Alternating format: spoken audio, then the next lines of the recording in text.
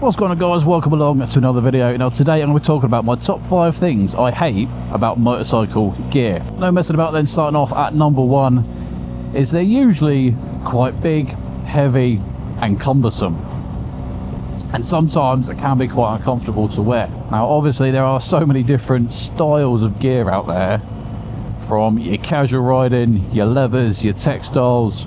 It depends usually on what type of bike you've got, to what style you want to ride, whether you're going to be riding all weathers like this, whether you're just a summer rider, whether you're absolutely hooning it around with the lads. Right now I've got my casual setup, I've got my full textile setup, and I sold my leather setup because the type of riding I'm doing right now, I just don't have the use for it. Whereas previously I used to live in Cyprus and we used to have some fun out there. There's no speed cameras, the cops don't stop you, there's less traffic on the road, and yeah, and there's some lovely mountain passes. So full levers, full gear, extra back protector, you name it, I had it. In the UK I don't have that. I've sold the MT10, I've got the big old GSA, and don't get me wrong, I have some fun on this, but I'm never into the triple digits on this. This thing has always got the bags and the back box on for all the gear and stuff. I normally ride with me casual or me full textiles. But right now the textile jacket I've got, this is the Bogata Pro, and it's a 4-season jacket. Well, I've got the top and bottoms, and so when it's got its winter level protection, like it's got its inner, it's got its thermal, you can put the raincoat inside as well. Like, you feel like the, well, I personally do feel and look like the Michelin man. Gloves, I hate wearing winter gloves, they're just too big and thick. I like skiing gloves, so I always wear summer gloves for as absolutely long as I can until my fingers are freezing and dropping off, and then at that point I then move over to my much thinner, smaller, waterproof gloves. It's like with anything, I suppose. If you do want the thinnest but most protection, the lightest and the most protection, you're going to end up spending a lot of money. And that leads us nicely into number 2. It's the price of kit. Like, we want new people to get into riding, we want youngsters to get into it. And don't get me wrong, you can buy second-hand gear, and I don't mind buying second-hand gloves, boots, jacket and trousers, but I'd never buy a second-hand helmet. Like, when you're just starting off in the biking scene,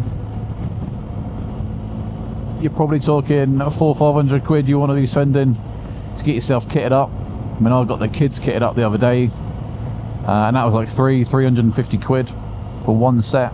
But if we just quickly break down the gear I'm wearing right now: helmet 450, boots 160, gloves are nice and cheap at like 40. My jacket was a 2-piece, and that was like 500-600 quid all in, so this is probably 350 quid jacket.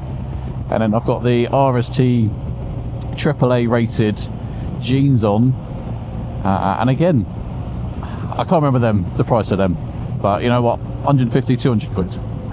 And then if you want, you can add in the visor, there's another 60-70 quid. You got the center, we bought the dual pack for me and Zoe, so that was 500 quid, so 250 quid for just me. And that's not the most expensive gear out there. Like, if you look at Rucker, you're talking probably £1,500-1,800 pounds for a top and bottom setup. I mean, that's ridiculous. Sometimes you end up spending more on gear than you have your bike. And actually this weather leads us nicely onto number 3, and that is limitations in weather. Now again, depending what type of riding you do and where you ride will determine what type of gear you have. In the UK lately we've been hitting 30-35 degrees, so I've got a mesh jacket. 2 weeks ago it was 35, now it's raining, so then I've got my all-weather jacket.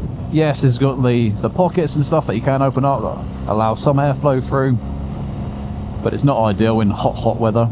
These jeans are boiling. Like, you're limited. You have to decide, well, do I want to be comfortable? Do I want to be waterproof?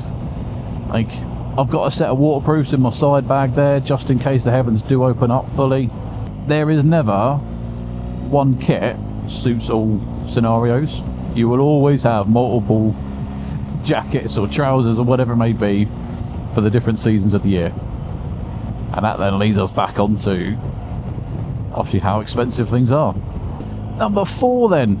This is something that I personally have not had a problem with, but Zoe has, and that is the limitations on female riding gear. Like, you go into any store, J&S, Fowler's, wherever it may be, and 80% will be orientated to the blokes. Like, I get it, the bloke riders to female riders makes sense. It's like when you go into Tesco's or Primark and 50% of the clothing department is just women's, because more women buy more clothes than blokes. And yeah, so she has sometimes she has struggled to find the right type of gear that she wants, and I know gloves were an issue. They were always too long in the fingers. So yeah, sometimes it would be nice if there was a better female section within the motorcycle gear. I know Motor Girl, they just hit up the girls, which is nice to see. Zoe has got a few pieces from them, and yeah, they make good gear.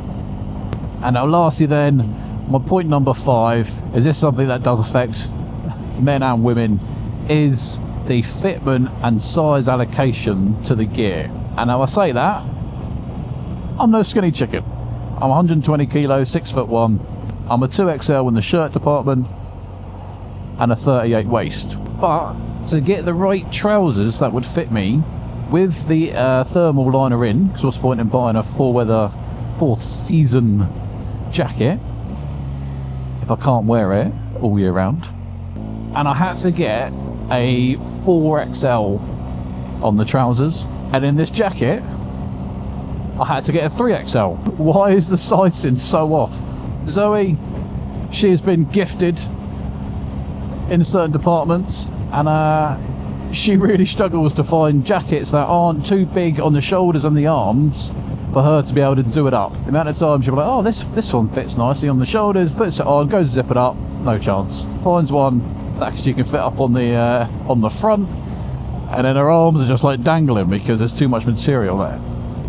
Hopefully with the companies like Motor Girl out there hitting up the more female dominant sector of gear, they'll be able to do better on the size and front.